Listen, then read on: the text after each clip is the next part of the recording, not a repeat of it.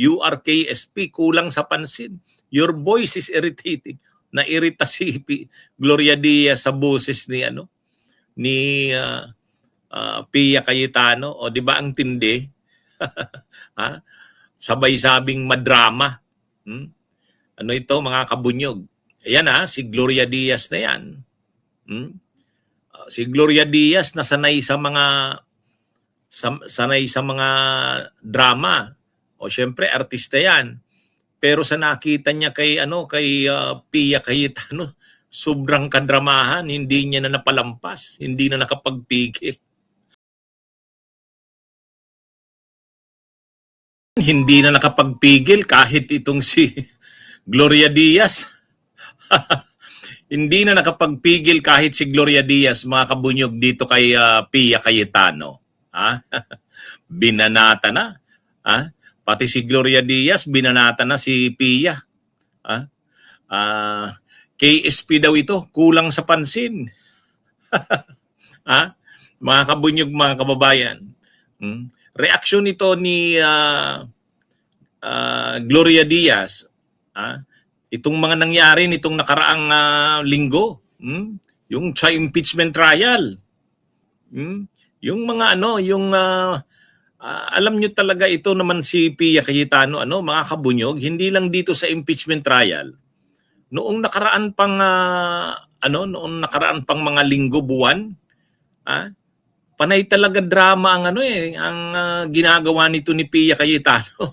Hindi na nakapagpigil si Gloria Diaz,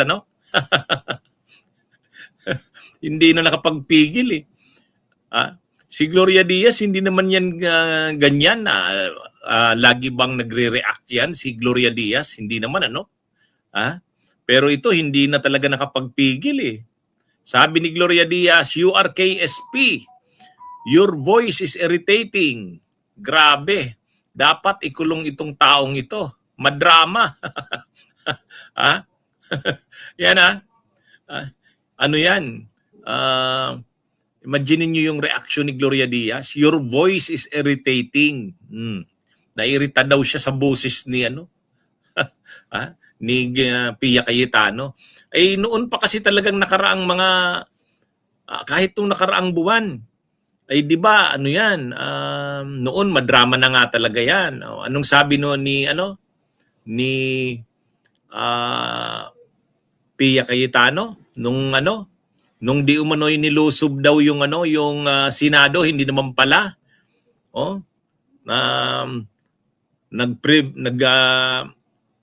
Privilege speech yan si Pia Cayetano. Tapos madrama, umiiyak. Hindi nyo man lang kami kinumusta kung kumusta kami. Di ba? Matindi. Kaya dun pa lang, madrama ng masyado yan si Pia Cayetano. Tapos habang nagsasalita, linapitan ni Camille Villar, ni Loren. Ang issue niya lang naman, hindi man lang daw sila kinumusta. Yan yung issue ni Pia noon. Hindi man lang daw siya sila kinumusta nung mga senador na kasamahan nila. Ayun pala, kinumusta naman pala sila tapos, sunod na naman nun, bawat may pangyayari sa Senado, lalo na pag involved ang kapatid niya, laging may drama si Pia.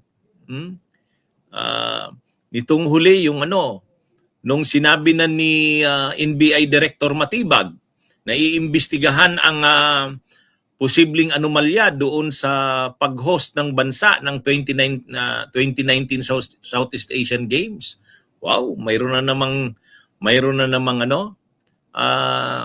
nagsalita na naman si Pia Cayetano, umiiyak-iyak na naman. Madrama.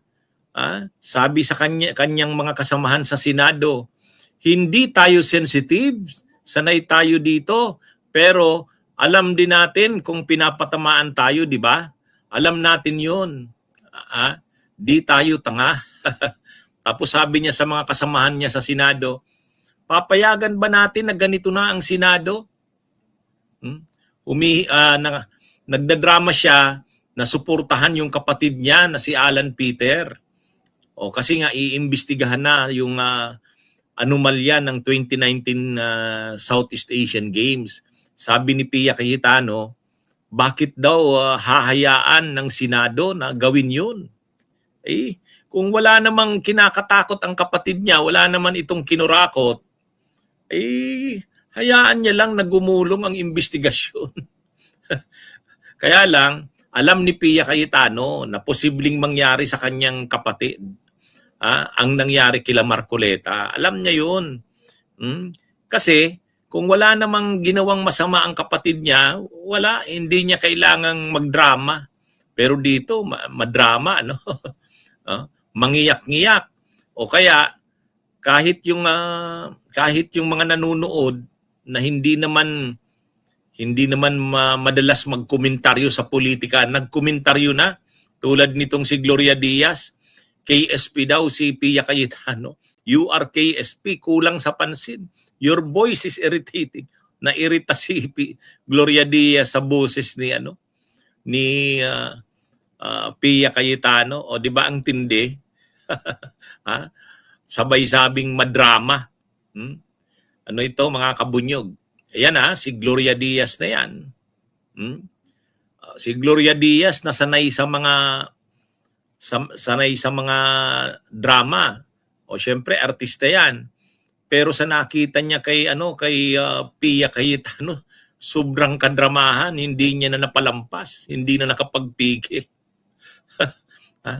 At asahan natin yan sa susunod na mga araw. Kasi sa Tuesday, isasalang si Matibag. Isasalang si Matibag. Sigurado magdadrama na naman siya si Pia Cayetano. Magdadrama na naman yan.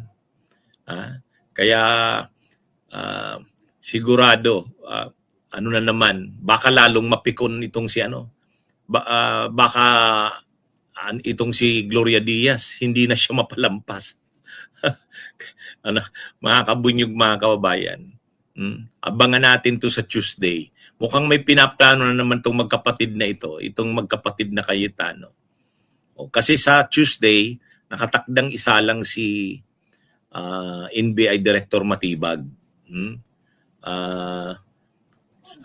Ano ito? Sigurado, babanatan niya ni Alan Peter. Ngayon pa nga lang, lahat na lang, nagwawala na naman si Alan Cayetano, binibira na naman si Lacson, binibira si Erwin Tulfo, pero nag-counter, nag-risk back si Lacson. Sabi ni Lacson, sino ba ang mayroong pork barrel noong 2025 General Appropriations Act?